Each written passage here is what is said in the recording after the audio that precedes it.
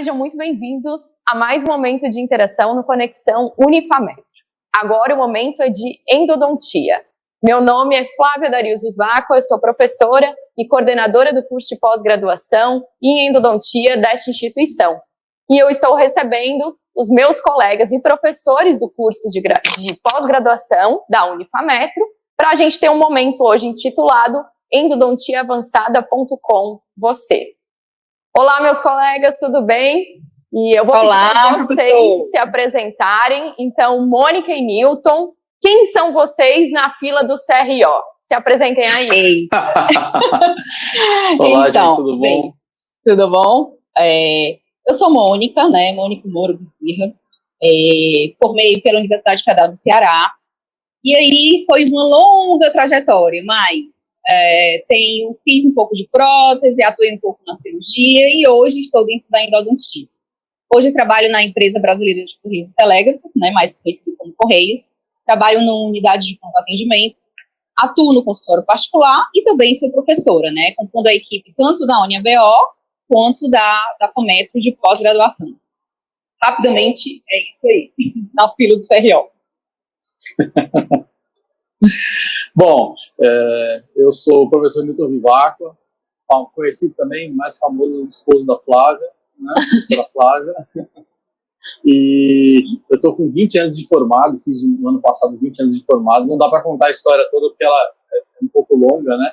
E já tive 4 CROs, então realmente não dá para... 4 CROs de 4 estados diferentes, não dá para contar a história inteira, mas ela começou lá em 96, e onde eu fiz faculdade, né, em São Paulo, na Unicamp, que fica no interior de São Paulo, na cidade de Piracicaba, e dali por diante segui com a pós-graduação, basicamente de endodontia, nos cursos ali de aperfeiçoamento, especialização, mestrado e doutorado, e virei professor por paixão mesmo, né, uma coisa que eu gosto muito de fazer, e de lá para cá tenho trabalhado em diversas instituições, como professor de cursos de pós-graduação em endodontia, e também uma carreira aí de 20 anos como dentista clínico, né, como clínico endodontista, desde a época lá em São Paulo e agora em Fortaleza. Estou morando em Fortaleza há 18 anos, mais ou menos. Acho que esse ano eu faço 19 anos aqui, já dá para se considerar aí um cearense quase, né. Metade da minha vida eu passei no Ceará.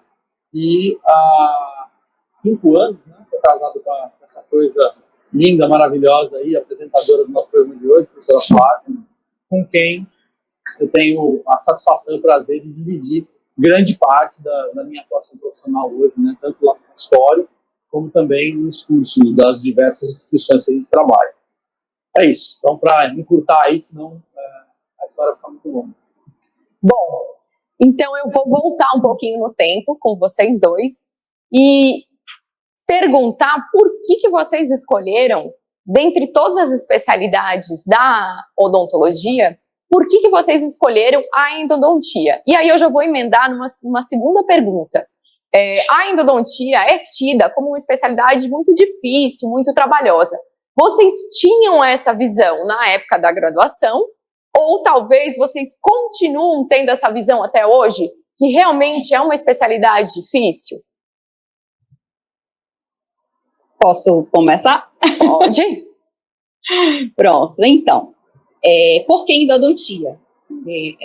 Eu sempre gostei de muitas cadeiras da faculdade, então para mim não foi muito fácil escolher para onde eu ia. É tanto que antes de chegar até a endodontia, eu passei pela cirurgia, passei pela prótese, fiz também especialização em saúde da família, porque realmente a odontologia, ela sempre foi isso para mim. Eu gostava muito das áreas, tirando a pediatria, tirando um pouco a ortodontia, o resto para mim valia. E aconteceu um episódio, acredito que um pouquinho antes da clínica integrada, onde a Dentsply promoveu um evento na faculdade, onde eles iam premiar o melhor aluno da disciplina de endodontia, lá, um monte limas, cones e tal. E a seleção era, a gente tinha seleção pelos casos clínicos que a gente fazia dentro da clínica e também ou para as provas teóricas, né, era dada uma nota. E para minha surpresa, não muito para minha surpresa, porque eu acho que quando a gente vai atrás, a gente estuda, a gente se dedica, as coisas bem. Então, eu ganhei esse prêmio, e aí isso, né, me empolgou mais dentro da endodontia. E aconteceu um episódio bem interessante, que eu tinha um grupo de estudo, e quando a gente foi fazer a prova de endodontia, a gente formulou algumas perguntas, né, não vamos formular essas perguntas para a gente tirar as dúvidas com os professores. E, para nossa surpresa, muito do que a gente perguntou para os professores caiu nessa prova. Então, assim, a gente já tinha praticamente a prova na mão. Então, foi muito bacana. Mas, assim, eu não fui para endodontia direto. Como eu disse, eu queria ter experiência, eu queria pegar a mão, trabalhei no PSF, trabalhei no CEL, mas aí depois eu voltei para endodontia e não saí mais dela. Aí, especialização, me emendei com mestrado, e aí eu não consegui mais sair da endodontia. E a segunda pergunta a endodontia, para mim, já era difícil à época, e ela continua sendo difícil hoje. Ela é sempre um desafio. É o desafio microbiológico. E cada conduto do dente, ele é composto, sei lá, 3, 4 condutos. Cada conduto é diferente do outro. Então, realmente, é um grande desafio da endodontia. Continua sendo difícil para mim. Mesmo com esse tempo clínico e de experiência, continua sendo difícil. Eu acho que vai continuar sendo difícil ainda até enquanto ela existir. Ok? Muito mesmo. Eu realmente gosto muito do que eu faço. Bom, então vou começar aqui. Para mim, a endodontia começou meio sem querer, porque eu, na verdade, era apaixonado por cirurgia. Eu acho que, como todos os alunos de graduação, a cirurgia é sempre a especialidade que vem primeiro ali, né, na faculdade. E eu era apaixonado por cirurgia, eu era apaixonado por implantodontia, que em 96, 97, estava muito incipiente no Brasil ainda, e por muito pouco eu não fui implantodontista, viu? Porque ia ser um dos primeiros implantodontistas do Brasil, naquela época que não tinha nenhum, né? Mas aí eu tive alguns pequenos desgostos em relação à cirurgia em si, ali pelo final do meu segundo ano de faculdade, e foi muito sem querer eu ir para a endodontia, porque a especialidade também estava muito no início da minha faculdade, no curso, e eu achei um cara muito bacana. Eu já contei essa história numa entrevista, né? O nome dele é Caio Ferraz, professor lá, também estava no início da carreira de professor na Unicamp, e ele me abraçou aí como orientado naquela época, e seguimos juntos durante vários anos, e daí então me apaixonei pela endodontia e nunca mais quis sair. E fiquei depois para fazer a pós-graduação, todos os cursos de endodontia, e assim é até hoje, né? Nunca tive vontade de fazer nenhum curso que não tivesse ligação com a endodontia, pelo menos não da parte clínica da odontologia. E a outra pergunta é se a endodontia é muito difícil. A endodontia talvez seja a especialidade mais difícil da odontologia. E eu estou falando da endodontia básica, né? Eu não estou falando da parte complexa da especialidade, porque se a gente for comparar com cirurgia, as cirurgias complexas, elas são extremamente difíceis. Eu estou falando da parte básica da especialidade, aquela que a gente vê na faculdade. Essa parte ela é extremamente complexa na endodontia, porque ela depende muito de enxergar, que é uma coisa que não tem com facilidade na endodontia. Depende muito do conhecimento prévio, depende muito do treinamento. Então, eu sempre achei difícil desde o início e continuo achando extremamente difícil ainda, mesmo depois de 20 anos fazendo. Bom, eu queria aproveitar para agradecer a todas as pessoas que enviaram perguntas na nossa caixinha de perguntas no Instagram. Então, grande parte das perguntas que irão acontecer hoje, nós recebemos de alunos, de pessoas interessadas no curso e pessoas em geral que têm curiosidade em saber alguma coisa sobre os professores e principalmente sobre a vida endodôntica desses professores. Então, eu aproveito já para fazer uma pergunta que a gente recebeu na nossa caixinha do Instagram, que foi em relação à primeira endodontia que vocês executaram. Provavelmente é um aluno aqui de graduação que enviou, e ele comentou que ele está com muito medo de executar a endodontia no primeiro paciente da graduação. Então, se vocês lembram disso e teriam alguma dica para esse aluno que está aí temeroso em realizar o procedimento pela primeira vez. Então, lembro. Acredito que eu lembro, faz uns bons anos, mas eu lembro sim. Era um senhorzinho, era um incisivo inferior, e esse senhorzinho ele era cheio de problemas sistêmicos. Aí eu disse, ótimo, vamos lá. Aí, eu sentei na cadeira, fiz toda a anamnese. E o incisivo inferior, ele é um dente muito pequenininho, né?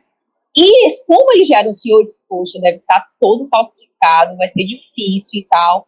Mas, assim, foi muito tranquilo, né? Eu nunca fui afoita, eu sempre fui muito cuidadosa. Eu acho que os acidentes acontecem comigo menos, porque, assim, eu sou extremamente cuidadosa, né? Eu acho que eu sou cuidadosa até demais. Então, eu peguei, fui lá, cada passo eu ia lá no professor e perguntava, professor, e qual é a broca que eu acesso? E tal, tal, tal. Eu sei que no frigir dos ovos deu tudo certo, né? O meu conselho para o colega, faça isso, estude, veja a parte teórica, né? Treine muito bem laboratorialmente em todos os dentes, você não sabe qual dente que você vai pegar, né? Qual vai ser o seu primeiro paciente aí nessa jornada.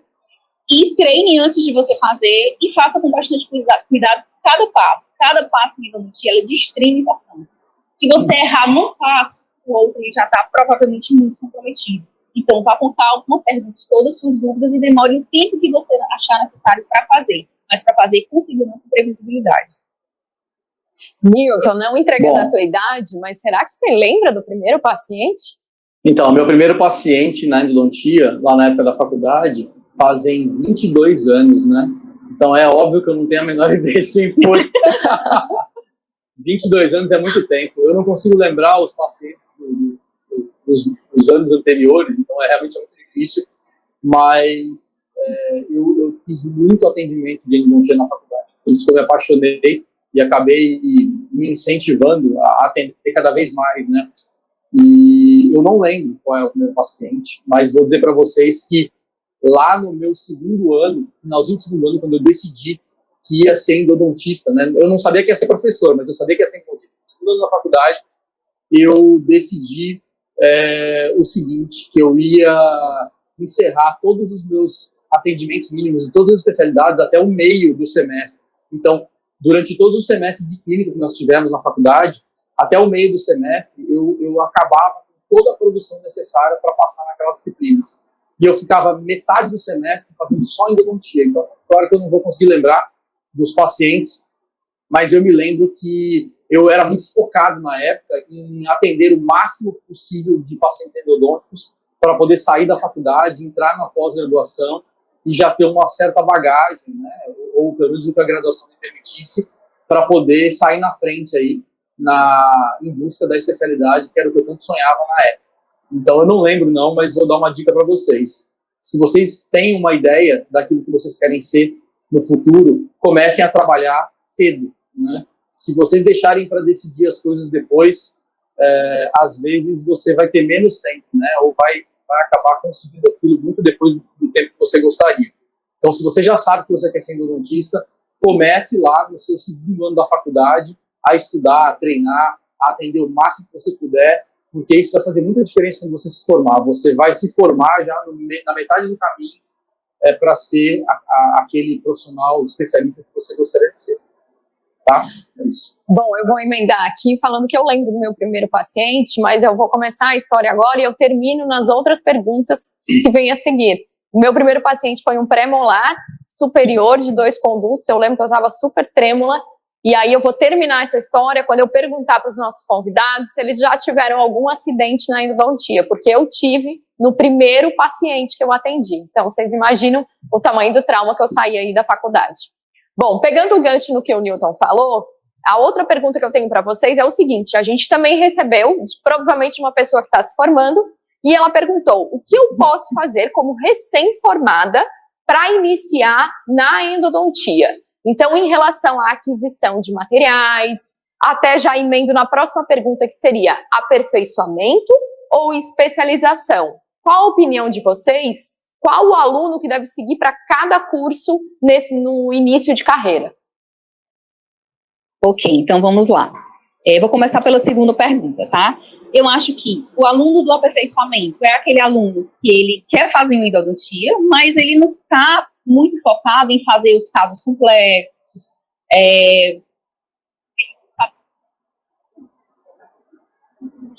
dá muitos conceitos na endodontia que são muito vastos, muito amplos.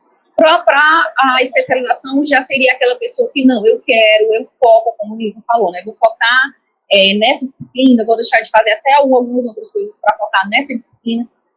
Aluno, eu acho que esse é um de especialização. Você tem o dobro do tempo, praticamente, você consegue ter um tempo de clínica muito maior em casos desafiadores, que não aperfeiçoam por questão de tempo e de habilidade também, né, de conhecimento, não dá para a gente faltar. Em relação à pergunta, qual foi a primeira pergunta, Flávio? Eu já me perdi. A primeira pergunta foi em termos de equipamento, da como é que o aluno pode começar, como recém-formado, a atender com a endodontia? Pronto, da aquisição. A aquisição é o seguinte, a odontologia, como um todo, a gente sabe que ela é muito onerosa. Né? Nós precisamos, para trabalhar, nós precisamos de uma série de coisas, e essas coisas existe custo, né? Existe um custo, às vezes um custo alto.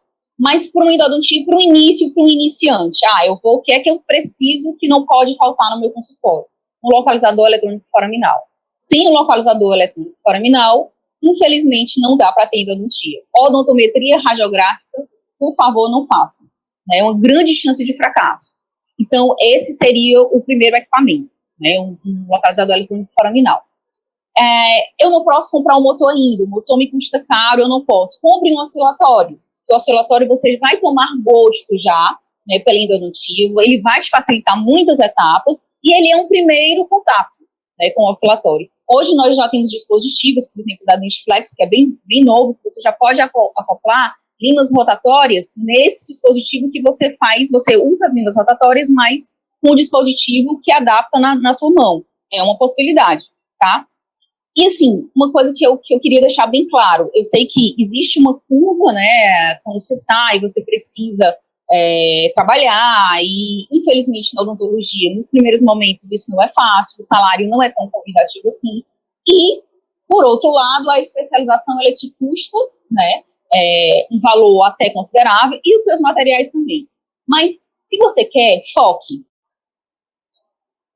Bem, menos você meta, não, eu vou comprar isso daqui a 6 meses, isso daqui a 1 ano. Porque, lembre-se, você tem que racionalizar o uso da coisa mais importante que você tem no seu consultório, que é você. Dentro da aquisição de materiais, obviamente que isso acarreta no paciente, mas o seu bem-estar, a sua condição, uma condição boa, uma condição favorável de trabalho, isso vai te querer ir para frente, vai te querer focar. Então, é isso, né? Aperfeiçoamento para aqueles que querem ficar no mais simples, especialização para quem realmente quer se dedicar, e em relação aos itens, né, um localizador eletrônico foraminal não dá para viver sem, um oscilatório, primeiramente, né, e depois os outros com o passar do tempo, os outros materiais, para que você tenha uma boa condição de trabalho. E aí eu vou me aproximar aqui de vocês para a gente responder junto, se vocês me permitirem. Eu acho que ninguém vai dar uma resposta diferente. A próxima pergunta é: clorexidina ou hipoclorito? Eu vou me juntar aqui com vocês na tela e aí a gente responde junto, pode ser?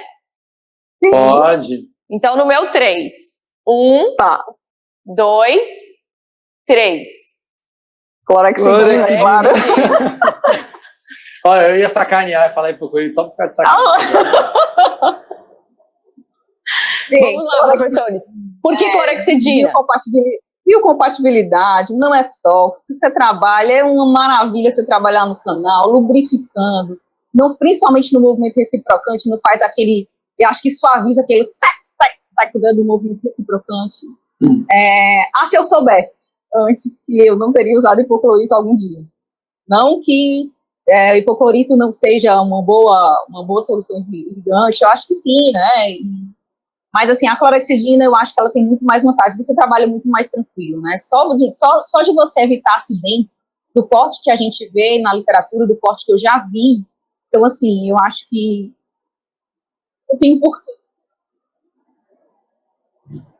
Eu diria que, se eu pudesse falar uma palavra só para dizer o porquê que a clorexidina está na minha vida há mais de 20 anos, na endodontia, exclusivamente, seria a segurança também, né?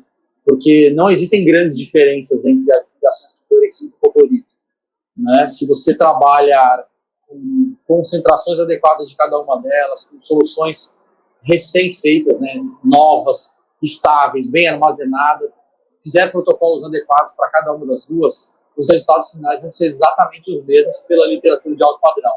Só que a clorexidina, ela é muito menos tóxica, e aí você acaba tendo a segurança de trabalhar sem medo, né? Eu acho que esse seria o grande motivador de as pessoas trocarem, porque o resto mesmo não faz diferença, né?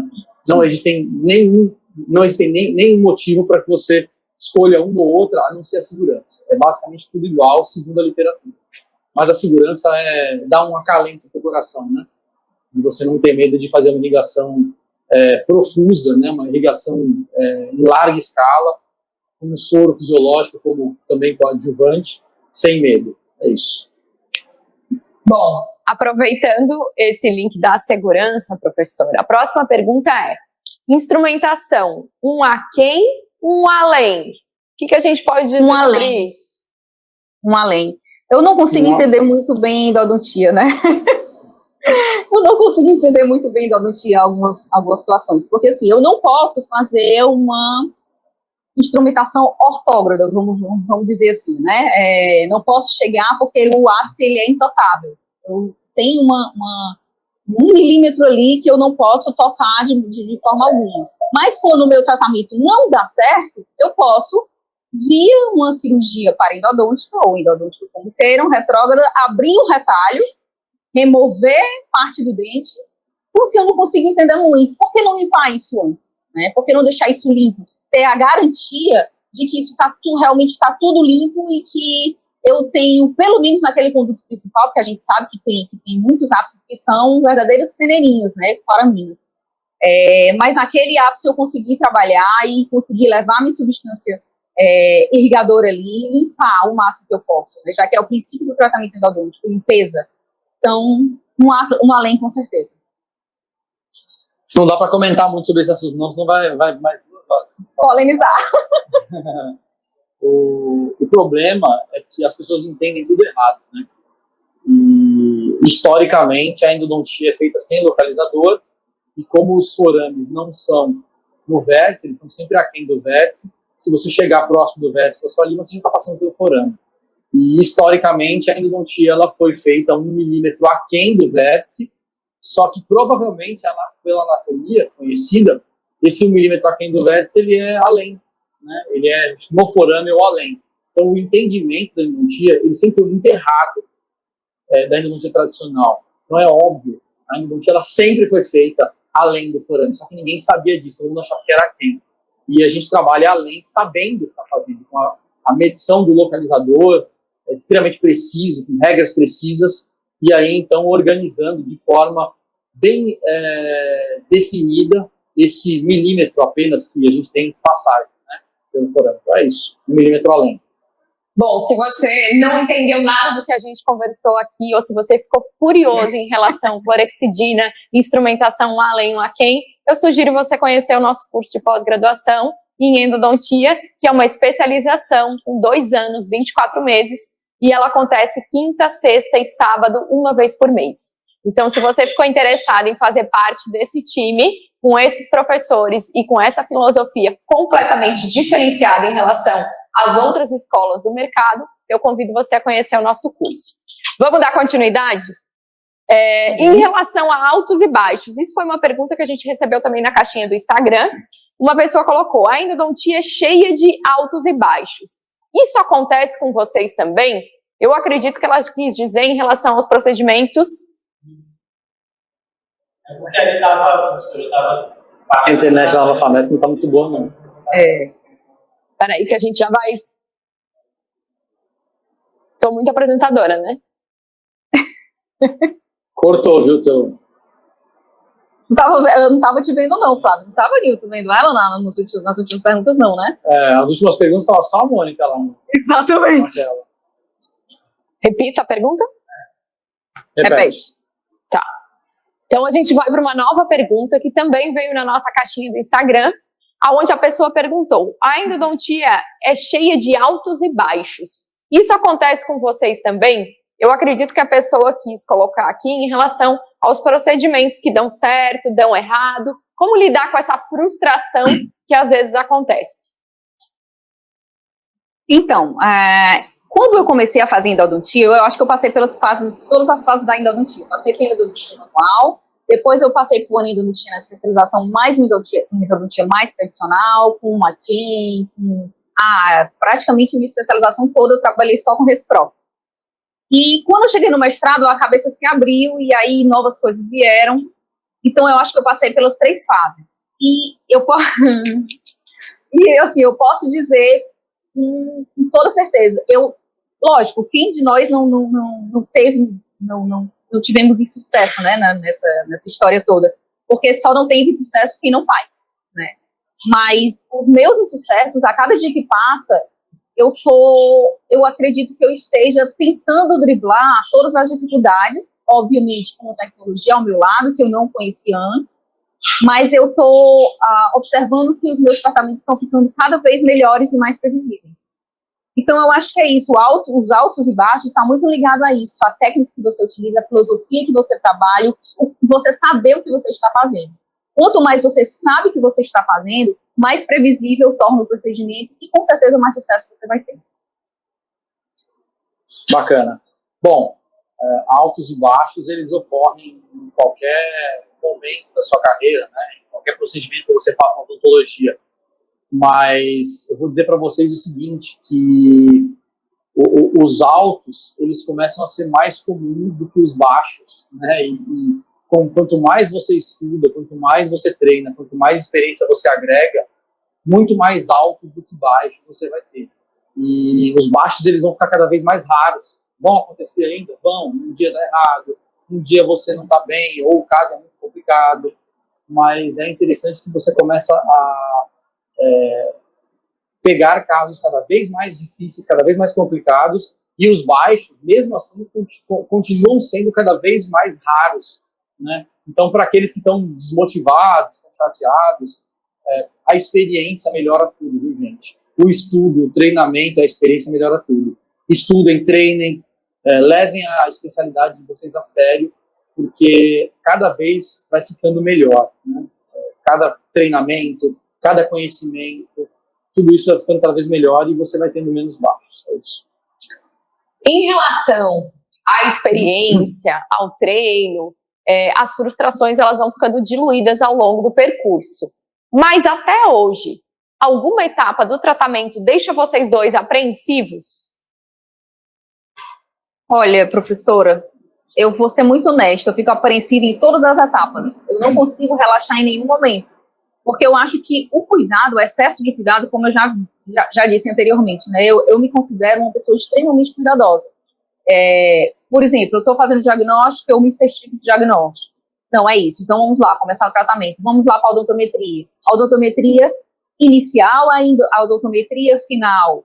Vamos lá, vamos para a fase da instrumentação. Utilizo a lima, olho a minha lima, limpo a minha espira, vejo, olho com uma lupa o que eu tiver de magnificação na hora, se realmente está ok, né? Se não tem nenhuma parte da lima que ela esteja me dizendo, aqui vai fraturar. E então eu acho que é isso, né? Não foge muito disso. Eu acho que você tem que ter muito cuidado em todas as etapas, né? Com o uso do ultrassom, o ultrassom hoje é assim imprescindível para a endodontia. Praticamente você tem insertos praticamente para todas as etapas e te ajuda muito.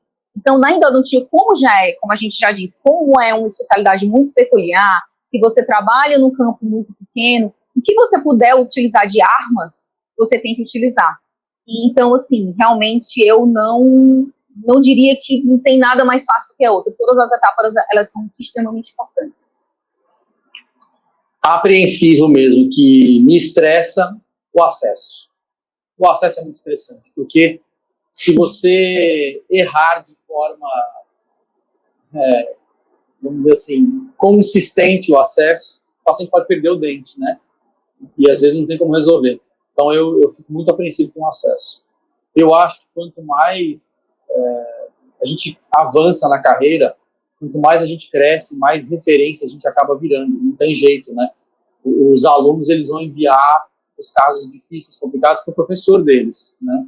Então, quando o caso chega ali para a gente tratar, normalmente casos difíceis, você não tem o direito de errar, É assim que as pessoas veem. Claro que tem o direito de errar, é óbvio, né? Todo mundo pode errar na vida. Só não pode errar mais do que acertar, né? Mas quem olha de fora acha que a gente não pode errar.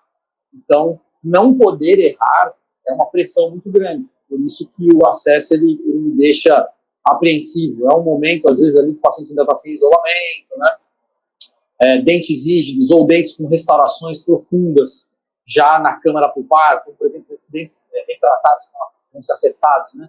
Eles têm restaurações até o assoalho.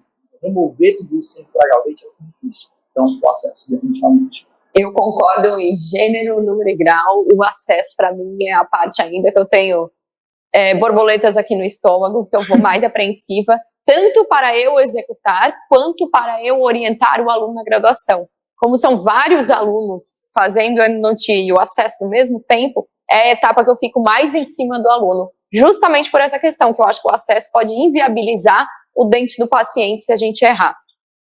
Bom, agora é um bate-bola de verdade, viu? Rapidinho. Eita. Diga uma inverdade endodôntica. Odontometria radiográfica. Boa. Eu vou dizer o diferente da mão de novo. Eu ia falar essa, vai ter sempre a segunda opção, porque tem que ter a segunda opção, né? Uma inverdade endodôntica. Que fazer endodontia sem nenhum equipamento é a mesma coisa que fazer com equipamento.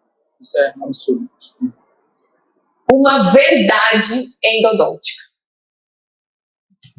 Endodontia é muito difícil.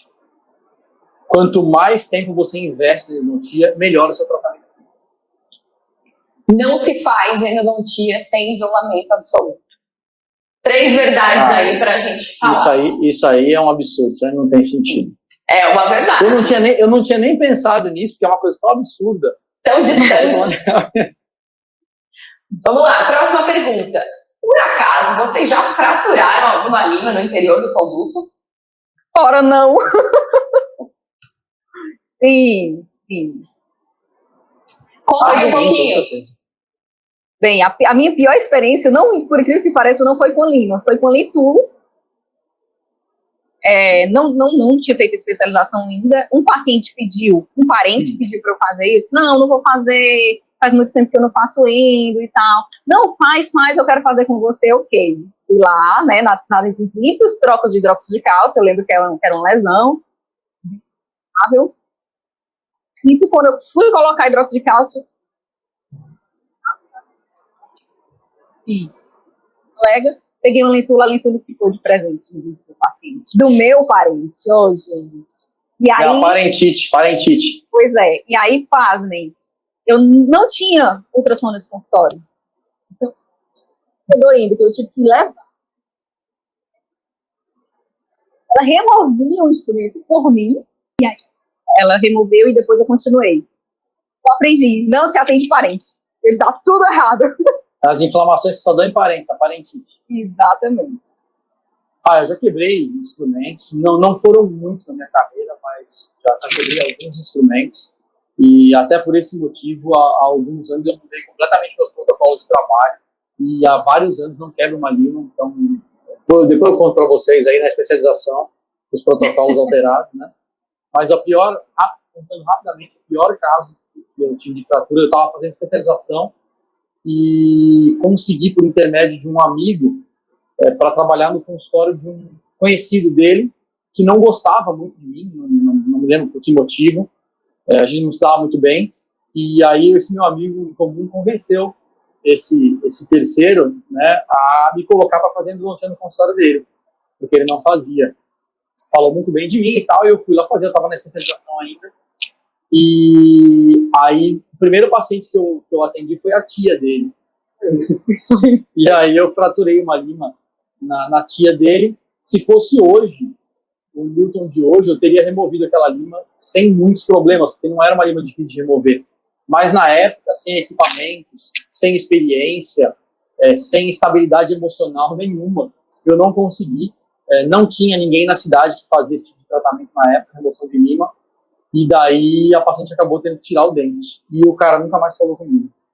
Ele não gostava de mim antes, aí passou a não gostar, com certeza. Se ele tinha um motivo, antes eu não sei, mas depois disso ele começou a ter um motivo para não gostar de mim, ele e a tia dele, né? Então, foi o pior caso aí. Depois desse caso, eu passei algum tempo sem usar mecanização, até entender direito como funcionava, e passei a estudar muito para, então, reduzir ou evitar a fratura de limas. Eu passei muitos anos sem usar, só estudando, e quando voltei a usar de novo, já era de uma forma completamente diferente. É isso. Bom, fraturar lima, fraturamos. Eu fraturei, eu conto as limas que eu fraturei, certo? Então, atualmente, a minha contagem está em 4 e eu não quero encher uma mãozinha. Tá muito bem assim, 4 limas fraturadas ao longo aí de 12, 13 anos trabalhando com isso. Vocês já perfuraram algum conduto? Não por cárie, aquela perfuração acidental mesmo, que não era para ter acontecido. Sim. Já perfurei também. A Mônica foi bem sucinta, sim. Né? E a caretinha, né? Tipo, Sim, ai, que sensação horrível. Eu acho que o grande problema quando você provoca um acidente é você não ter a menor ideia de o que fazer para resolver, né? Hoje é mais fácil, claro que se eu perfurar um dente hoje, ou se eu já... Aliás, eu já perfurei dentes recentemente. Perfurei mais dentes do que fraturei limas, porque como a gente trabalha muito com conduto calcificado, né? A descida dos condutos calcificados, ela acaba gerando, às vezes, invariavelmente, uma perfuração. Então, no ano passado, eu perfurei, se não me engano, 2 ou 3 dentes, ou tentando resolver um problema que outra pessoa causou, ou tentando resolver um problema anatômico, como uma calcificação, né? Mas o pior de tudo não é você causar o acidente, porque às vezes o acidente é causado na tentativa de resolver um problema, e aí ele assim, acontece, não tem como você evitar, mas é você ter uma noção de o que fazer depois disso, ou você próprio resolver o problema, né, de forma adequada, ou encaminhar para alguém que saiba resolver. Eu acho que isso é importante. Todos nós, ao longo da nossa vida, causaremos acidentes, porque é impossível não causar acidente. Uma vez ou outra vai acontecer. Claro que, de novo, né, você tem que ter menos baixos do que altos. Você não pode ter um acidente por mês, não tem uma coisa errada. Mas o adequado é que você saiba ou como resolver ou como encaminhar. Tá? Mais ou menos isso. E quando algum acidente ocorreu, perfuração, fratura de lima, vocês sempre optam por contar ao paciente ou se der para esconder de algum modo, isso passa em brancas nuvens? Não, eu conto. Eu sempre conto. Mas, por exemplo, fratura, né? Quando eu sei que um paciente... A gente pega paciente de todo jeito, né? Tem pacientes extremamente fóbicos, tem pacientes extremamente ansiosos. Para esse paciente, se eu conseguir resolver, ótimo. Mas eu aviso, olha, aconteceu isso e eu resolvi dessa forma, não tem problema, qualquer intercorrência, qualquer dor, alguma coisa, a senhora liga, o senhor liga.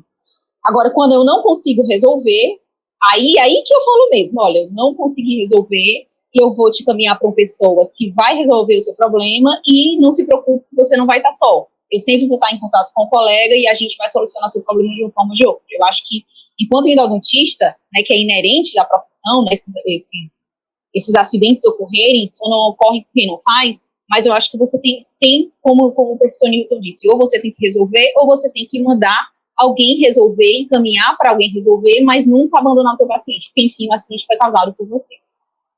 Antes de responder a minha pergunta, antes da minha resposta, eu vou falar assim, ó. Ô, Mônica, se for encaminhar um negócio desse para mim, não disse o paciente que eu vou resolver, não, tá? Diz que eu vou tentar, certo? Senão ele chega lá no... Não, eu falo. O doutor tal falou que você vai resolver meu problema. Eita!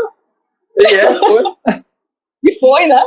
Não, eu falo, né, que é uma tentativa que a gente pode não conseguir, mas que vai ser resolvido de uma forma ou de outra, nem que seja fazendo uma extração e pondo um implante.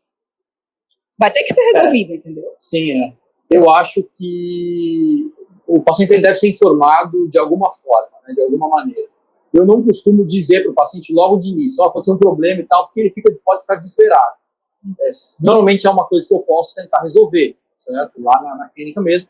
Então, eu tento primeiro a solução que eu posso dar para o paciente, né, no caso endodôntica, e se eu conseguir resolver o problema e não causar nenhum problema extra, né, vamos dizer assim, resolvendo o problema que eu causei, aí eu não falo nada, porque, enfim, o problema foi resolvido, demorou um pouquinho a mais só e pronto, né? Agora, não tem porque o paciente saber que você provocou um acidente e já foi resolvido o problema, né? Agora, se eu não conseguir resolver, ou se eu conseguir resolver parcialmente, aí eu conto o paciente, óbvio, porque se você não contar, alguém vai contar, né, no futuro. Então, eu sempre conto. Agora, se eu conseguir resolver o problema, aí eu não fico aumentando. Ou então eu conto, olha, teve um problema que não foi solucionado. Alguma dessas opções aí, dependendo do paciente em si. Porque, como a Mônica falou, tem pacientes que são muito assustados, né? Então, eles podem... O quê? Fraturou uma língua? Quer dizer que eu não posso mais viajar de avião? Quer dizer que isso? Quer dizer que aquilo? Né? Então, eles ficam muito assustados. A gente tem que saber o momento e como contar. Aproveitando esse momento todo de acidentes, eu vou para uma última temática em relação a isso. Por acaso, vocês já tiveram que retratar um dente que foi tratado por vocês? Sim, já também. Antes, né, assim, nos meus casos, porque assim, não sei vocês, mas é uma dificuldade para eu chamar o paciente no consultório para fazer preservação. É complicadíssimo. Ele vai muito quando ele está com dor, quando ele tem queixa, para fazer o tratamento e depois ele some e desaparece, não tem um mundo que acha. Mas, assim, alguns casos já tive de retratar meu. Agora, assim, eu acho que é como o professor Newton falou, quanto mais tempo você tem, menos casos vão aparecendo, né? Menos dentes você tem que retratar que você mesmo fez. E a experiência e o conhecimento e o foco, né, na profissão, na especialidade vem para isso, para te deixar um pouco melhor e você diminuir os seus erros. Tá. Não, nunca retratei um dente que eu mesmo fiz, mas isso não significa nada, porque a gente sabe que o tratamento endodôntico não tem 100% de sucesso, independente do que você faça, tá? Então, como eu já trabalhei em 3 cidades... Talvez você não retratou, mas alguém retratou para você, né? Então isso, não dá para a gente falar que é 100% de sucesso. Aliás, 3 não. Como eu já atendi pacientes em 4 cidades diferentes, volumes de pacientes em 4 cidades, é bem provável que pacientes das cidades anteriores tenham procurado em algum momento um profissional para retratar um dente que eu tenha feito. Mas o mais importante é saber que isso se não chegou a mim, quer dizer que não é uma coisa comum de acontecer, né? Um dos lugares é o a clínica da minha mãe, que eu atendi muita endodontia. Até hoje ninguém reclamou lá. Então, ou eles não sabem, tem que retratar, ou foram para outras pessoas, ou então realmente não precisou. E aqui em Fortaleza, eu já estou há 12, 13 anos no mesmo consultório, na mesma sala, e também não tive ainda nenhuma experiência. Mas, como eu falei, isso não significa nada. Né? Os pacientes sempre vão para outros dentistas para retratar os casos. Então, bom, vamos lá. A gente está se aproximando do final. Eu tenho só mais 2 perguntas para vocês. Uma delas é, o que você não faria em termos endodônticos, nem sobre tortura? Alguma conduta que você nunca admitiria fazer no seu consultório ou ensinar? Endodontia sem isolamento, não dá, né? Então, eu pensei nisso aí, sabe, Mônica? Mas vou te contar uma experiência rápida aqui, para não atrasar muito. Eu, quando me formei, fiz um estágio num orocentro de paciente oncológico, e paciente que era HIV positivo em fase terminal. E eles não tinham coroa, a raiz era toda cariada. Então, eu era obrigado a fazer endodontia sem isolamento lá, porque eu precisava manter as raízes e sepultar. Então, a gente removia a cárie por dentro da gengiva, assim, o tecido cervical não existia do dente, entendeu? Eu removia e eu fazia um isolamento, assim, com tudo quanto é coisa que você pudesse imaginar, com gás, um monte de coisa, e tentava fazer o máximo que desse para poder sepultar o dente. Mas é uma condição extremamente específica, né? O dente não vai ser salvo, ele vai ser só sepultado para o paciente não ter mais infecção na boca e poder fazer ali. Aliás, eram pacientes, gente, que estavam fazendo já os tratamentos, né? Radioterapia e tal, e não podiam mais extrair os dentes. Então, é por isso que eu tinha que fazer. Eles não podiam extrair por perigo de osteoradionecrose. Então, eu era obrigado a fazer uma endodontia muito, assim, né, ruim, só para ele não ter o dente lá aberto, infectado, enfim. Mas eu também concordo com a Mônica, não fazia isolamento, a não ser nessa condição, que eu me lembrei agora, antes eu não pensava nisso, e eu não consegui pensar em muitas outras coisas, sabe, porque, na verdade, tem tanta coisa que eu não faria, mas não dá pra gente ficar citando todas elas aqui. Eu acho que eu vou ficar com a mesma aí. Se não fosse nessa condição que eu citei aqui agora, eu nunca faria endodontia sem isolamento, porque eu acho um absurdo, super perigoso, do paciente aspirar ou engolir algum instrumental, que são todos eles pequenos, né? E não tem sentido você trabalhar desinfetando uma coisa que está sendo o tempo inteiro contaminada. Eu também não faria endodontia radiográfica, né? Odontometria com radiografia também não faria. Mas tem várias coisas, como eu falei. Eu acho que tem muita coisa aí que a gente não faria com toda certeza, né? A gente passaria uma live toda aqui, uma palestra toda discutindo sobre isso. A gente vai para a nossa última e derradeira pergunta, que é a seguinte. Você já pensou em desistir da endodontia? Não, eu já pensei em desistir da odontologia no começo, né? É tanto que foi muito engraçado, eu fui rapidamente, tá? Eu formei, aí eu fui, tipo, minha festa foi na sexta, no domingo minha mãe me colocou no ônibus e disse, pronto, agora arranjei um emprego para você no interior, vá trabalhar. Peguei minhas coisas e fui trabalhar. PSF, né, aquela realidade, olha que eu vim de uma Universidade Federal. A Universidade Federal não é excelente, mas, enfim, em relação à estrutura, ela deixava muito a desejar, né, em comparação com as universidades particulares que tinham toda a estrutura. Gente, eu cheguei, calma, fiquei desiludida, e depois fui fazer e aí passei no concurso, passei em vários concursos, assim, e eu falei, não dá pra mim. Aí melhorou um pouco quando eu fiz o concurso, que na verdade foi eu pedi para uma amiga da minha mãe fazer a inscrição, e aí tinha odontólogo cirurgião e cirurgião dentista, e ela botou odontólogo cirurgião. E odontólogo cirurgião era para cirurgia, para ficar no céu para cirurgia. Então, assim, melhorou um pouco quando eu fui pro céu, que aí eu também gostava de cirurgia, até hoje eu gosto de cirurgia, né? E comecei a fazer cirurgia e melhorou um pouco, mas não quero isso para mim. Aí foi quando eu vim para mais perto de Fortaleza, que eu estava um pouco distante, e aí comecei a fazer cursinho.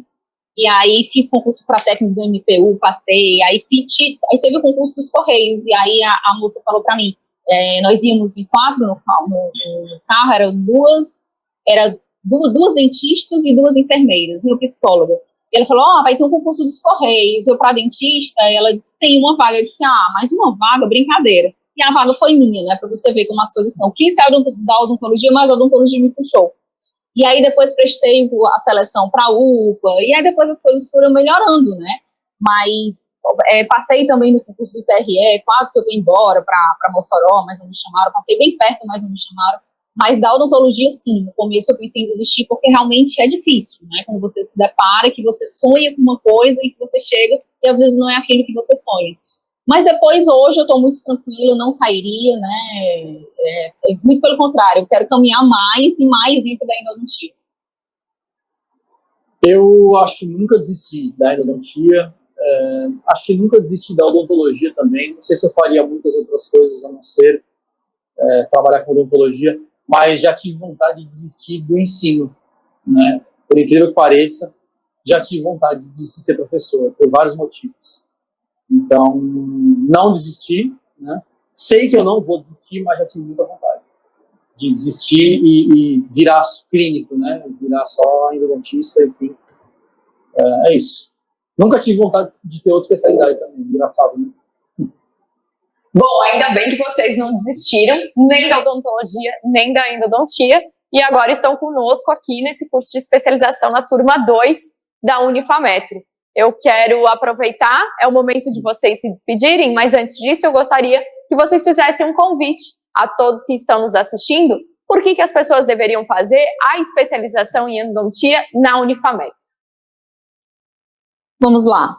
Eu sou bem suspeita, né, de tudo que eu vi na endodontia antes, sem querer desmerecer, falo isso porque todos os passos eu acho que são importantes, te gera algum tipo de maturidade.